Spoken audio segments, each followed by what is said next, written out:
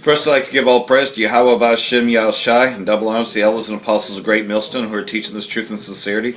And shout out to Yakim that's out there pushing this truth on the four corners of the earth. Today's video lesson is just going to be really short on another musician that I happen to listen to, who happens to also be a Confusion of Faith Israelite. Of course, I'm talking about Frank Zappa. And you can hear him in the background. Now, he was like a prince. Like princes. In fact, Prince was influenced by Frank Zappa. You know, because Frank Zappa didn't just know one instrument, but he knew how to create music and put it all together. Well, that's sort of what the House of David is, you know, because one of the first things that he took care of was putting together the music. Having the best musicians, you know, because, you know, pretty much he was the chief musician, so he had the best in the house. Well, that's sort of what Frank Zappa was. But you'll figure out that he's a Confusion of Faith Israelite. He also, would put out catchy titles like "Have I Offended Someone?" or "You Can't Do That on Stage Anymore." And he was very anti-censorship. He was like having the comedian George Carlin and Prince together. Pretty much, you have a good musician and you have somebody that knew how to be funny too, you know. And again, "Titties and Beer" was another song, so he had very catchy titles. But most of all, he was a critical thinker, and that's what Esau hates, is when we can critically think for ourselves. And I will show you his interviews, and you will see what I mean about him being a Confusion of Faith Jake. Because, like everything else, though, what he did know about his heritage, that it goes back to being Sicilian. Well, we were in Sicilia, Italy, the Sicily part, and that, we were there just like we were there in England. We're pretty much all around the world, so Confusion of Faces will come out of these nations. So, I just thought that, I just kind of show you how he thought and everything. And again, not saying that you have to like him. Everybody is into their own music and all that, but some things he goes a little off on. But at the same time, though, he makes his point, especially about nuclear war. He doesn't think that there's ever going to be a nuclear war, but the threat of it, and then the fact that they can make bombs just to destroy things and all that, and leave the structure, to leave the businesses and all that. He doesn't know the end-all war, that would be there. And they killed him. They killed him just like they did Prince. They killed him because he was getting way too much attention. So they killed him off in the 90s. Just like they killed Prince off. But they didn't kill Prince off right away. Because the interview that everybody knows about with Prince was in 2010 when he released the album Lotus Flower and he talked about the chemtrails. But they wouldn't kill him off until 2016. Because they decided to do their sacrifices. But I'll let you hear a little bit of what he sounded like here, because his music's really good.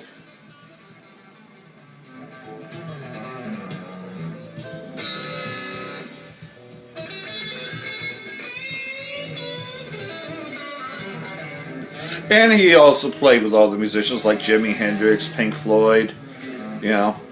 Again, it depends on what kind of music you're into. That's neither here or there, but just most of the music talent comes from Jake. Because that's how the House of David was set up. That's the way it was set up then, and that's the way it's being built up now. So, it's just my opinion also that John Lennon was also a Confusion of Faith Israelite just because of the way he thought. That only a Jake would think that way, not an Edomite. Definitely not these other nations. These other nations are not that smart. Not as smart as a Jake. Jake excels in everything. So anyhow, I'll just move you on to now some of the clips of Frank Zappa being the critical thinker and why the Illuminati killed him. Why don't you sit down and write a top 40 hit song sometime? Could do it if I wanted, but even if I did, the chances of it getting played on a top 40 radio station are not very good. Why is that? Because of the attitudes of programmers, and there's a certain political rigmarole that one must go through in order to have the top 40 record, including special types of presents to certain people in the industry, and that's something that I don't wish to be involved in. point? Do you think rock and roll is still for people who are simply cute? It's more for people who are cute now than it ever was before, because it's virtually impossible to get a record contract if you look, anywhere between normal and ugly. You may play great and sing great, but if you're not cute, you can't get a contract now because it's the world of videos. It's easier to get a contract now if you can't sing and you can't play, but you look good, because they can always hire somebody to sing your song for you. You've seen that happening over and over and over again. Every hit that you hear on the record, on the radio, who's really singing it? Who's doing it? Because the person that you see in the video is dancing and looking good with nice clothes and everything, and it's all fake. Oh, come on. But it's really depressing. When you stop and think about trying to get people to pay attention to what the government is doing or actually taking some personal involvement in it, it's hopeless, because even if you got them to register, they don't know enough about what's going on to make a decision after they've registered. So maybe it's for the best if they don't register. So how do they become more informed? I mean, become a news addict like you? And that news is so skewed anyway. Well, I'm watching the same skewed news that's available to everybody else. I don't have any kind of secret information that comes filtering into my house. But what I've learned to do over the years is subtract the spin. And so if you flip from channel to channel and see the different ways the story is covered, you can average it out and get some idea of what's going on. And then the fact that certain stories are reported at all is very suspicious. And you learn to spot these, why are they talking about this? For people who need to be entertained, okay, it's doing its job, but I have a different view of music. I think that it has an aesthetic importance that goes beyond chart placement. And the business of music is all about this fake list of who sold what. And the whole idea of selling large numbers of items in order to determine whether or not the item has any quality to it is what's really repulsive about it. And the function that is required of you as a musician in the United States basically is please be a jukebox. I mean, it's not even please, just be a jukebox. We want you to play whatever it is you just put out on your record, and we want it to sound just like the record. And so this desire on the part of the audience to have live in-person replication of freeze-dried material is one of the forces that led to the Milli Vanilliism that we now see, because a lot of the contemporary albums, you can't play it live. You have to just have a track playing in the background and fake it. Musicians will always make music. However, the people who make records are not always musicians. Sometimes they're just plain show people. Or in the case of some of the punk groups, they're guys off the street that were gathered together by a boutique owner. The fact of the matter is that advertised properly, people will buy anything. See? And now that the lesson of punk has been learned, that you can sell anything to anybody, there's no telling what the next trend will be. As a musical reporter, how do you feel about I'm scared to, about the music industry as a whole? Because you have had a good time making a good living at the music industry. Well, let's talk about the music industry for a moment. Okay. The important word here is industry, not music. That's the key word. It's very big, and it's very powerful, and the bigger it gets and the more powerful it gets, the more appealing it becomes to people in government, because they see a vehicle by which they can reach a younger age voter group. And so we have situations like people who want to run for office approaching people who are in the music business to either donate their services for concerts or to endorse candidates. It started to happen during the last bunch of elections, and I'm sure it's going to happen a lot during the next bunch of elections, and every time you see a political figure in the presence of a person from the music business or from television or from the movies, you should smell a rat and get away from it. You mean because you think they've been paid off to support that person, or perhaps they have convictions in that area? There are very few times that I can imagine where convictions will play a part in it, and many times where there is pressure put on the artist, especially in terms of recording artists, where this joining of forces between the music people and the political people are to the advantage of both parties. But now you come back to that very word that Ren used, power. What about the music of today? What direction is it going in? It's going to the bank. Is that a creative assessment? Is that good for music? It's not good for music, but the accountants love it. Mm-hmm. How about radio? Same thing. Are you at all embittered by the fact that the same people get played on commercial radio? I don't listen to the radio. So nothing to be. You guys shouldn't either. There's nothing in it for you. What about television? Watch much television? No. I like the news.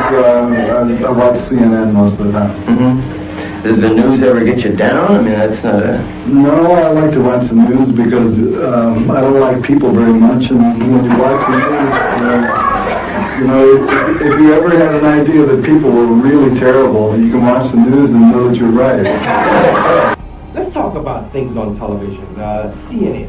What do you think of CNN? I started watching CNN when you didn't have to pay for it. Now they're scrambling it and you have to pay to see all this right-wing hogwash they have. But CNN started off as a very good idea. You could see news all the time, and then it got bigger and bigger and bigger, and it started going more and more and more to the right. And I think that right now, in order to watch CNN and extract news, you have to read between the lines so much and filter out all the speculation that they included in the news stories. I mean, showing the pictures and telling people what happened, cut and dried, that's the news. But when you force a person who is a participant in the news story to speculate on what it really means, I think that's pushing it, and they stay on that stuff too much. Now, I've actually seen you on CNN.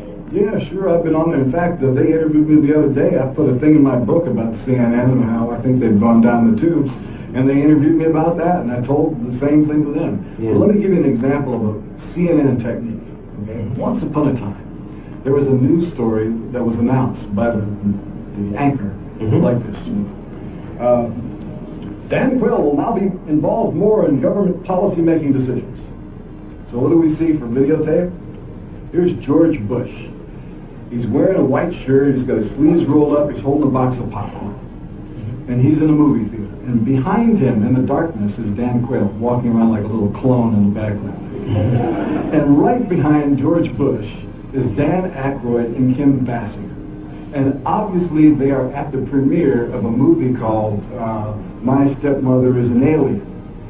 Now, this is a Weintraub Entertainment Group film. And Mr. Weintraub and Mr. Bush are friends. I did some research. I found out how this story came about. George called Weintraub and said, "Do you have a movie?" He needed a little promotional thing to stick on the air. This is obviously a plug for a movie, and it's introduced as a story about Dan Quayle. Now that's an abuse of the news, I think. Schools train people to be ignorant with style. They give you the equipment that you need to be a functional ignoramus. American schools do not equip you to deal with things like logic. They don't give you the criteria by which to judge between good and bad in any medium or format. And they prepare you to be a usable victim for a military-industrial complex that needs manpower. As long as you're just smart enough to do a job and just dumb enough to swallow what they feed you, you're going to be all right. But if you go beyond that, you're going to have these grave doubts that give you stomach problems, headaches, that make you want to go out and do something else. So I believe that schools mechanically and very specifically try and breed out any hint of creative thought in the kids that are coming up. My idea of a good time is the biggest problem facing the world today is mental health. If everybody had good mental health, then all the other problems would be solved. Because in order to take care of mechanical and practical problems, you have to have good mental health in order to attack those problems. If people have motives that are not worthwhile, then those bad motives are always going to creep into their activities. Then you see that every day from the way the political people work. When people were just in a position to have their minds functioning right, then everything else would fall into line. Now that's what I'm after. That's my dream. Now that's a dream. That's probably not going to happen, but that's my dream. Politics is the entertainment branch of industry. They do more to entertain us than to serve us. It seems that the problem with government as an institution is uniformly bad worldwide. It may be the only thing that binds all nations together is the incompetence of all of their government. Go back to the 60s. 1968, the assassination of Martin Luther King. And I appreciate if you could use their names in the answers, your memories. Yes, I remember when Martin Luther King was assassinated, and it was just another one of those things that made me worry about the sanity of the people in this country and the sanity of the policies and why something like that should have to happen. Any kind of an assassination, it's just so pew. And that was April, and then in June, Bobby Kennedy is assassinated. Yeah, it looked like a trend, didn't it? Maybe using the Kennedy assassination as an interesting answer. Well, then you get the Bobby Kennedy assassination. It starts to look like a trend. I mean, anybody who thinks that these were isolated incidents, just isolated crackpots, I see a trend. I see a mysterious hand behind all of this. I don't want to sound like a conspiracy theorist, but I think that it's been the idea that the possibility that certain types of conspiracies have existed in American politics, just because they've existed before, would allow you to project that they could continue to exist to this day.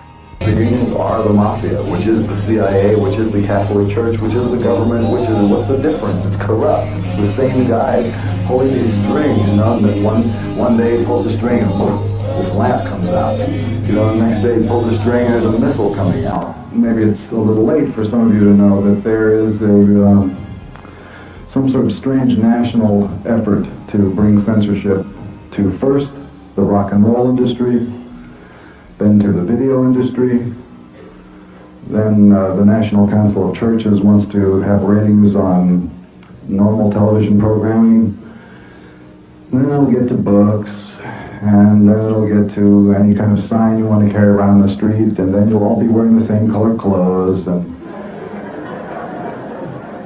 I don't think you're all going to learn how to speak Chinese, but I think that they all want you to sort of worship the same God. What I suspect is that because rock and roll music reaches so many different people, and it does reach them on a repetitive level, and it does form an important part of their life, if you can control that medium, you are going to be able to control the ideas which go out to those young people. And there are some people who don't want to have young people thinking too much, because you got to keep them really stupid to buy certain products and to vote for certain people. And you're a very intelligent man. Is there any way, however, by which you can come a step or two in Candy Stroud's direction without feeling that you've lost all your credentials? It's not a matter of credentials, it's a matter of sanity, because what they're proposing is so pitifully, well, it's dangerous besides being pitiful. What is dangerous about a packaging label? What's dangerous about it's the tactics that you're using. Look, first of all, the first time I debated you, they chopped the debate up, and I'm glad to be able to do it without editing, all right? Now, I want to say one thing to anybody who wants to know what they're really doing here. This is supposed to go to a fact-finding committee in Congress on Thursday, right? The chairman of the committee has a wife on the PMRC. There's 2 senators on the committee that have wives in the PMRC. I called the PMRC office today to ask the question, who else belongs to the PMRC? And you know what the answer was? We don't have any members. We only have founders. And then I said, I have your fundraising letter. When they gave you your tax-free number, what kind of an organization was it? Is it a cult? What do you got here? What is going on? I'd just like to comment at this point that one of the founding members of the group is Tipper Gore, the wife of Senator Albert Gore, who happens to be the co-sponsor of the legislation against anti-piracy laws for the music industry. Senator Gore is on the side of the music industry, okay? So, I don't think that there's any kind of... I don't speak for the music industry. I am a parent who is concerned about his children and the First Amendment. The music industry has sold out the singers, the songwriters, and the retailers by bending over for you guys and voluntarily putting on any kind of a sticker. Let me just say something about that, Ted and Frank. And incidentally, Donnie, if you want to get in on this, you've got to push her. Could I make a statement about national defense? Yeah. The biggest threat to America today is not communism. It's moving America toward a fascist theocracy. And everything that's happened during the Reagan administration is steering us right down that pipe. Oh, Mr. Zappa. Yes, Mr. Zappa. I believe that AIDS in reality is not a natural accident. It's not a natural disease that just sort of evolved. Somebody cooked it up. I think that it's something that either escaped from a genetic engineering laboratory or something that was manufactured on purpose in a genetic engineering laboratory to somebody's specifications.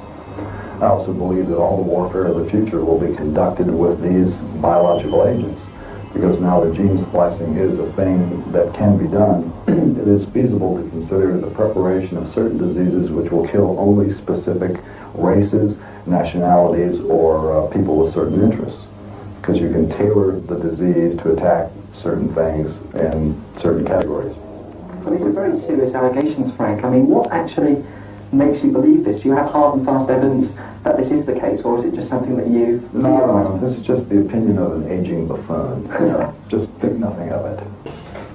You think that possibly America or any other country in the world could increase its power and its standing internationally by actually utilizing these agents? Let's look at the world the way it really is. Government is a joke. Governments don't do anything. That's like a cardboard cutout that hides where the real machinery is. The world is a place that does business. The world is run by multinational businesses that mostly sell weapons to each other, and then you have sugar business, oil business, coal business, you know, business. And when the guys who run these things say jump, all governments jump. And it's foolish to consider the possibility of nuclear war because from a business standpoint, it's impractical. It stops all business. So, the way you have to look at it is the chances are much more likely that the sales will continue of missile delivery systems, but what will be in the warheads will not be things that destroy real estate. It's much more practical to think of missiles going someplace and putting out chemicals or microbes that enable the one party to subjugate the other party by controlling its labor force while leaving the buildings intact. So you've subjugated them, and now you got a bonus, you have their machinery, you got this, you got that. And I believe that there's somebody sitting in an office someplace that's working on it, and that's the practical way to do it. You can scream about nuclear war, and you have people running around with signs and stuff like that, but I don't believe there will ever be a nuclear war, because it's just impractical from a business sense. Meanwhile, the companies that are building delivery systems are making plenty of money, billions of dollars, because the money goes into small arms delivery systems, medium-sized arms. Their commerce is still going on, and that's why they're alive. That's what they love to do. The whole generation is wasted. Sure, they're wasted. Their parents are wasted. Their brothers and sisters are wasted. Their mothers are wasted. Nobody wants to deal with reality because reality has gotten to be too disgusting. We're on our way into the Dark Ages again. That's what we're looking at right now. It's not just 1984. We're looking at something that is going to make the first Dark Ages seem like a company picnic, because there's just so many more utensils that can be used to keep the population in the dark and stupid and under control. And it's not good. It's not important to even be remembered. I mean, the people who worry about being remembered are guys like Reagan, Bush. These people want to be remembered. And they'll spend a lot of money and do a lot of work to make sure that remembrance is just terrific. I don't care.